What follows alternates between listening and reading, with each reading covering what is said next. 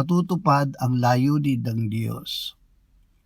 Tutuparin ng Panginoon ang kanyang layunin para sa akin. Awit 138:8.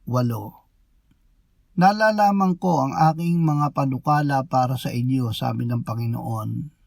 Mga panukala para sa ikabubuti at hindi sa ikasasama, upang bigyan kayo ng kinabukasan at ng pag-asa. Ako'y panatag sa bagay na ito na ang nagpasimula sa inyo ng mabuting gawa ay siyang magtatapos nito hanggang sa araw ni Hesukristo. Ama, salamat na ang iyong mga plano para sa amin ay mabuti at puno ng pag-asa. Gawin mo na kami ay laging magtiwala na anuman ang aming pinagdadaanan ay lulubusin mo ang mabuting gawa na sinimulan mo sa aming buhay. Amen.